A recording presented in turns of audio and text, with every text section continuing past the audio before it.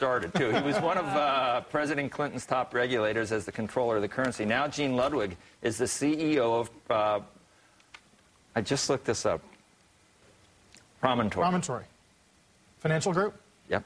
He now fixes banks that are in trouble. Our guest host is Congressman Kanjorski, which I learned how to say like Sotomayor. Gene, it's good to see you again this morning, and Congressman, you'll be with us for a while. But, Gene, I look at your pre-interview notes. You're satisfied mostly, I think, with some of the government response to the financial crisis, but obviously we're kind of right in the middle of the game, and we got to keep our eye on the ball. Does that sum things up? Well, I think the administration has done a fine job of directionally identifying the major issues that have to be dealt with.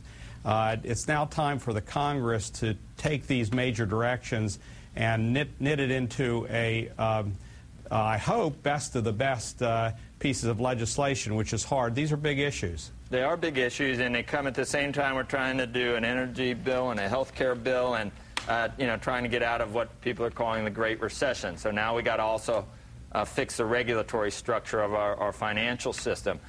What do you like about the proposal that we've seen, and what do you not like, and what do you think actually the end result looks like?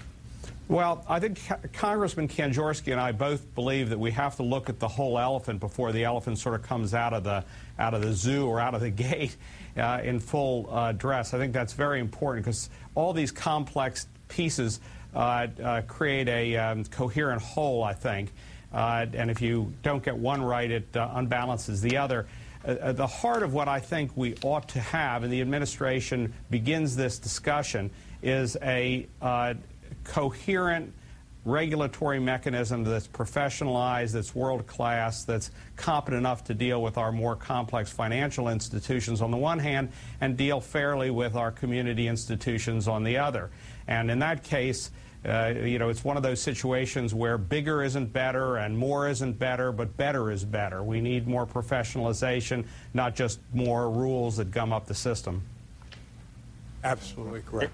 Gene, you make some great points, but one of the things that Gene and I have been discussing for months now is that time is a very important factor. If we rush this through and we don't do comprehensive reform in the right way, in the correct way, with taking into consideration all the unintended consequences that could occur, this could end up just exacerbating a disaster.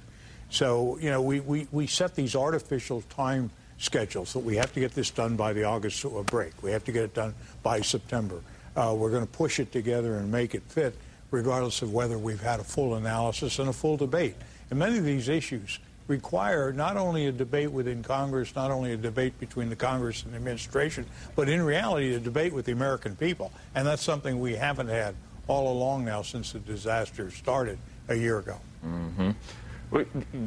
Gene, with what's proposed, I mean, do we need fewer regulators, less alphabet soup? I mean, they're not really doing that with what's proposed right now, are they? Well, you're at the heart of what I think we have to focus on, and that is we do in America have an alphabet soup of regulators. It's a product of history, not logic. There are a lot of good people in these agencies. They try to do the right thing.